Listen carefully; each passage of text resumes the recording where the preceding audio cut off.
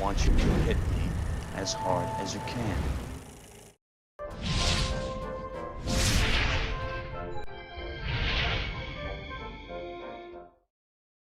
Ladies and gentlemen, welcome to another installment of Animation Movies Revisited, where we take a look back at some of the greatest animated films and rediscover the reasons they've left a lasting impression throughout the years. In this episode, we'll be riding a red car down the Sunset Strip, where a private investigator named Eddie Valiant is about to accept a case that will take him from the wacky warehouses of the Acme Corporation to the outskirts of Toontown. So, pour yourself a few fingers of Jack Daniels, load up your animated six-shooter, and get ready to investigate Robert Zemeckis' live-action animated classic, Who Framed Roger Rabbit? It was the summer of 1988 and I was 7 years old.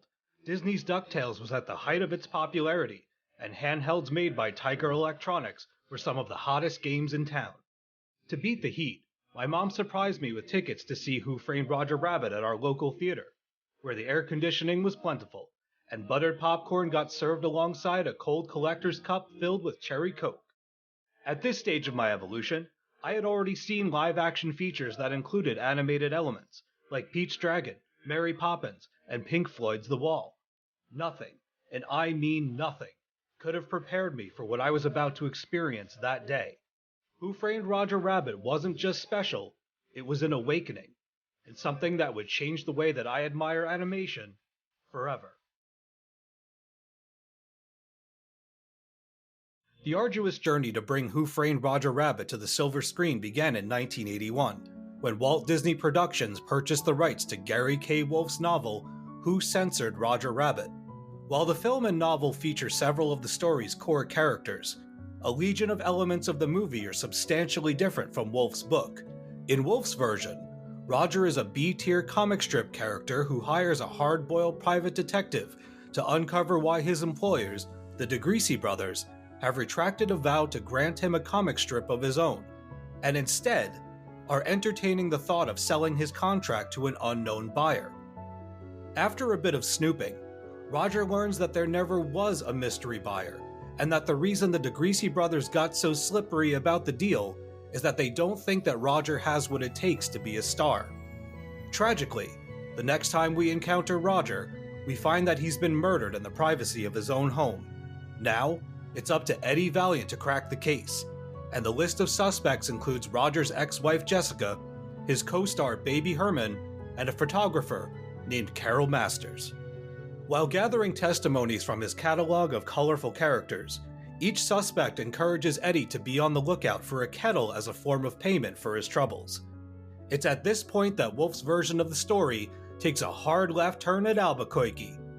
In the book, it's revealed that the kettle in question is a magic lamp that contains a resentful genie. Having grown sour after thousands of years of servitude to undeserving masters, the genie kills Roger. Flabbergasted by this knowledge, Eddie holds the genie hostage until he can plot a way out of what is surely a preposterous predicament. In the end, Eddie wishes for the proof he needs to solve the case, the act of which unravels an intricate conspiracy involving a murder-suicide and a cowardly doppelganger who's been pulling strings on Roger's behalf. Thanks for watching our show. If you like what you see, like this video, click on the bell to receive notifications every time a new one goes up. Now back to the show. Originally, Jeffrey Price and Peter S. Seaman were hired to pen a script that would adapt Wolfe's unique noir into a blockbuster film. Then, famed filmmaker Robert Zemeckis offered to direct, but Disney was like, "Yeah," after reviewing the box office returns for his two previous films, I Wanna Hold Your Hand and Used Cars. While waffling more than an Arizona truck stop diner, Disney spent the next 3 years developing test footage with Daryl Van Keeters as the project's animation director. Hired to play the lead characters were Paul Reubens as the voice of Roger Rabbit, Peter Renaday as Eddie Valiant, and Minnie Mouse voice actress Russi Taylor as Jessica Rabbit. In 1985, the project was given a fresh coat of ink, thanks to then Disney CEO Michael Eisner and the team at Amblin Entertainment, consisting of Steven Spielberg, Frank Marshall, and Kathleen Kennedy. After crunching the numbers, and an impassioned speech from Jeffrey Katzenberg about how the live-action animated hybrid could save Disney's animation department, the Who Framed Roger Rabbit project was approved with a budget of $30 million.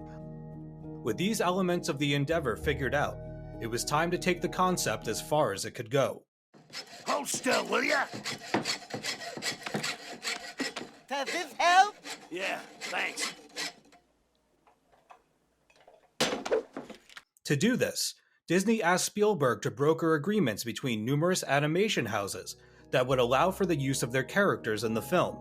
Among those on board with this monumental merging of brands were Warner Brothers, Felix the Cat Productions, Turner Entertainment, Fleischer Studios, King Features Syndicate, and Universal Pictures.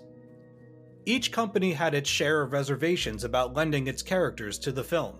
Some even tried to negotiate contract clauses that would dictate the way certain characters were portrayed. While most studios were hip to the idea of granting the filmmakers creative license, it was Warner Brothers who took particular umbrage with how several of its flagship characters would be represented.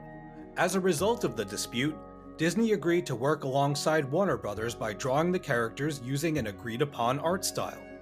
The studio also hired several of the original Looney Tunes voice actors to reprise their roles. While it might have taken some extra effort, honoring WB's demands resulted in Who Framed Roger Rabbit being authentic AF, and the movie is better for giving the filmmakers access to a seemingly bottomless toy box unfettered. Disney originally offered the job of directing Who Framed Roger Rabbit to Terry Gilliam, but the Fear and Loathing in Las Vegas filmmaker passed on the opportunity after seeing how technologically involved it all was, a decision he would come to regret. Disney then came crawling back to Robert Zemeckis after he struck box office gold with Romancing the Stone and Back to the Future. As one of his first orders of business, Zemeckis and Spielberg petitioned for Richard Williams to replace Keeters as the film's director of animation. Zemeckis wanted the animation to have Tex Avery vibes, and Williams was a master in the art of Avery-style animation. Before cameras were ready to roll, Zemeckis and his team had plenty of work to do ahead of bringing their version of Roger Rabbit's story to life. The script called for drastic changes to the source material, including an alteration that kept Roger alive for the duration of the film. Thus, Price and Seaman got to work on creating a screenplay that revolves around a Toon-hating detective and the Toon rabbit he's agreed to protect. After Roger is framed for the cartoonish murder of Marvin Acme, the head of the Acme Corporation and owner of Toontown, a prickly private eye named Eddie Valiant begrudgingly agrees to help the rabbit clear his name. As Eddie, Roger, and a bartender named Dolores, played by Joanna Cassidy, strive to keep Roger from being executed by a maniacal capitalist named Judge Doom, the case quickly spirals out of control and becomes a fight for the survival of Toons everywhere. Before the late Bob Hoskins was cast in the role of Eddie Valiant, a lengthy list of acting greats were considered for the part. Originally, Spielberg wanted Harrison Ford for the role, but Ford's price was a considerable amount of simoleons more than the studio was prepared to handle. Next came Chevy Chase and Bill Murray, who both turned the part down for personal reasons. Eddie Murphy was tapped to play Valiant, but passed when he couldn't wrap his mind around the concept of human actors interacting with Toons. In time, Murphy came to regret his decision, saying that he feels like an idiot every time he watches Who Framed Roger Rabbit, knowing that it could have been him acting alongside the rascally rabbit. Other actors who were considered for the role were Robin Williams, Sylvester Stallone, Jack Nicholson, Robert Redford, Ed Harris, Wallace Shawn, Charles Grodin, and Don Lane. Of course, the part of Eddie Valiant ended up going to Stay and Mermaids actor Bob Hoskins, who, coincidentally, also starred as a rock and roll manager in Pink Floyd's The Wall. See? It's all connected, man. When it was time to cast Judge Doom, the filmmakers contacted Clue actor Tim Curry for the rancorous role. Oddly, Curry failed to get the part due to his interpretation of the character being deemed too terrifying. Other actors floated for the dip-dispensing, land-grabbing lawman were Christopher Lee, John Cleese, Peter O'Toole, F. Murray Abraham, Roddy McDowall, Eddie Deason, and Sting.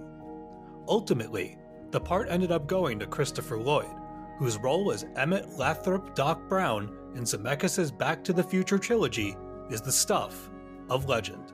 As for Roger and Jessica, the voice of Roger Rabbit was performed by Charles Fleischer, with Serial Mom and Body Heat actress Kathleen Turner lending her seductive sounds to Jessica, Roger's enchanting wife, and more or less the reason that Rule 34 was invented.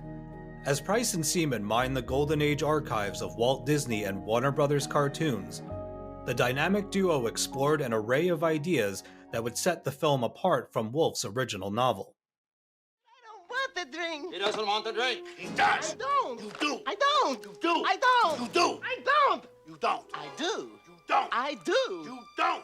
Listen, when I say I do, that means I do. In addition to keeping Roger alive for the duration of the story, they introduced the Cloverfield streetcar subplot that was inspired by two things: Roman Polanski's Chinatown and the real-life upheaval against the Pacific Electric Railway, a privately owned mass transit system that ran through the streets of Southern California. The red car plot added a political edge to Judge Doom's malevolent motivations to destroy Toontown and painted him as a Nazi-esque figure whose methods for erasing the Toon population can be linked to Adolf Hitler's final solution. When Richard Williams was hired as the animation director for Who Framed Roger Rabbit, his participation came with a lofty demand. Repulsed by the ever-present loom of Disney bureaucracy, Williams demanded that the production be moved from Los Angeles to England, where Walt Disney Animation UK was based. With an ambitious script written and cameras ready to roll, it was finally time to conjure a torrent of movie magic unlike the world had ever seen. To create the masterpiece that is Robert Zemeckis' Who Framed Roger Rabbit, storyboard artists plotted the film using a series of sequential drawings that told the entire tale. Zemeckis and his team then filmed the live-action footage first, which prompted the actors to pantomime their interactions with the Toons. Using VistaVision cameras equipped with motion control technology, the studio captured a collection of images that would be combined with animation at a later point in the filmmaking process. Every frame of live-action footage was then made into a still photograph. These images were given to the animators to combine with hand-drawn cells that accounted for every frame in the film. No computers were used in the making of Who Framed Roger Rabbit. I'll say that again, because I think it bears repeating. No computers were used in the making of Who Framed Roger Rabbit. This means that someone had to draw every minute detail of the Toons, frame by frame, then hand paint all of the colors onto every cell. The total number of cells hand-drawn for Who Framed Roger Rabbit is 82,000, amounting to 55 minutes of total animation. The process of bringing the Toons to life required a painstaking procedure. First, the Toons would have to be captured by the camera on their own. Then, that footage was sent to Industrial Light and Magic, where the characters would be filmed as a matte, complete with backlighting, highlights, and shadows. Next, the images were run through optical printers, which combine the live-action footage with the animation. If any of this sounds unbelievable, you're not the only one who is skeptical about this extensive exercise in filmmaking. Before Zemeckis and his team could get the show on the road, they needed to prove to Disney that it could be done. Not only that, it had to look damn good. So, the filmmakers created a proof-of-concept short to prove that their methods were sound, and that audiences would be floored by their efforts. The test featured footage of Eddie and Roger engaging in an argument while walking through a dimly lit alleyway. Throughout the scene, Roger could be found knocking over boxes, being manhandled by an exasperated Eddie, and fully interacting with real-world props. Executives were blown away by the footage, and enthusiastically blessed Zemeckis' plans to create what is essentially 3 films in one: a period film noir, a feature-length animated Marvel, and a special effects movie. While many of the actors were professionally trained in the art of mimicry, they did have the benefit of working with puppets that served as a substitution for the real thing. To help the cast establish their sightlines, and give them something to act alongside before cameras were ready to capture a real take, the filmmakers used rubber dolls as stand-ins for each Toon. While these props weren't the most durable of doppelgangers, they did provide the cast with something to punch, throw, and interact with before it was time to take the dolls away and shoot Hollywood's wackiest Invisible Man movie of all time. Another way of bringing the Toons to life included the manufacturing of machines that could reproduce a variety of gestures executed by the Toons. Additionally, Disney unleashed an army of puppeteers that could make real-world objects move around the set.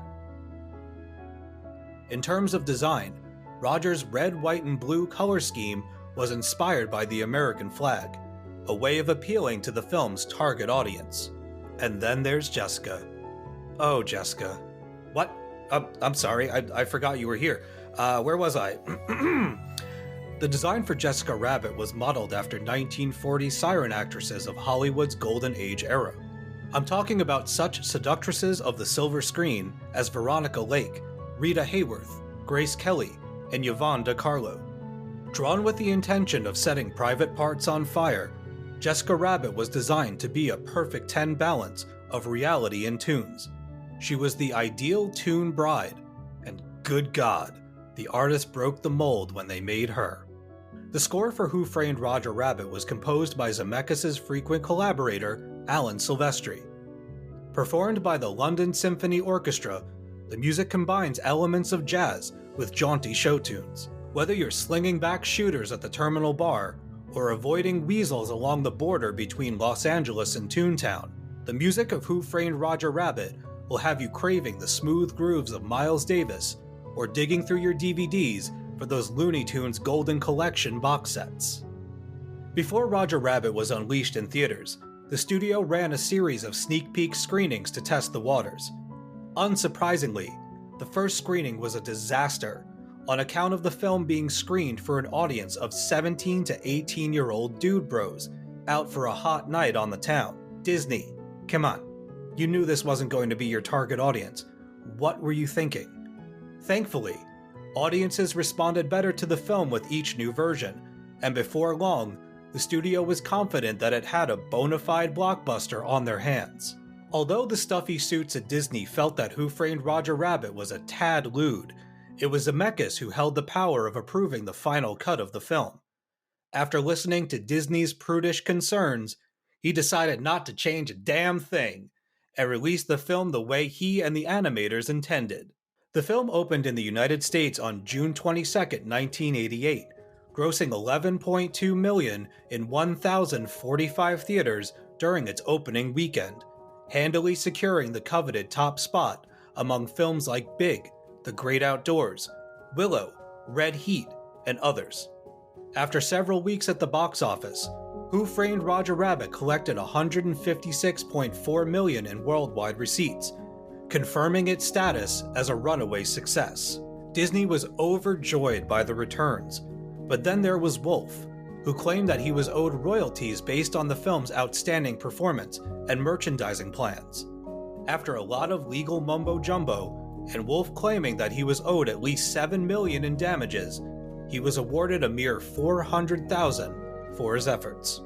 When award season rolled around, Who Framed Roger Rabbit received 6 Oscar nominations and won 3 for the following categories: Best Sound Effects Editing, Best Visual Effects, and Best Film Editing.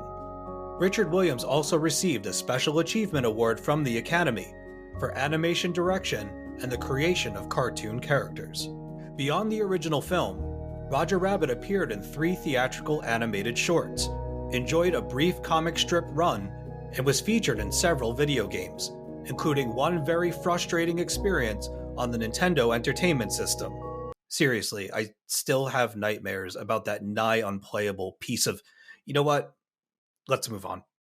Not only is Who Framed Roger Rabbit one of the best animated films of all time, but it's also one of the greatest films ever made. Period. When Zemeckis and his team set out to make Roger Rabbit, their aim was to create something the likes of which people had never seen. Not only did they accomplish their goal, but they also exceeded expectations in every way imaginable. Who Framed Roger Rabbit is a testament to humankind's ability to harness the wildest parts of their imaginations and share them with audiences hoping to be dazzled by genuine movie magic. Even though the act of bringing live action and animation together had been done before, it had never been executed as flawlessly as it was in this movie. Who Framed Roger Rabbit proved beyond the shadow of a doubt that filmmakers could make worlds collide, and that acting alongside many of the most beloved animated characters ever created was well within our grasp. Beyond the film's technical prowess and next-level visual effects, Who Framed Roger Rabbit is also a riveting noir that tells an engaging mystery that's fun for the whole family to uncover. It's also a rare example of Titanic Studios agreeing to share their toys for the sake of making something unique, boundary-breaking, and timeless.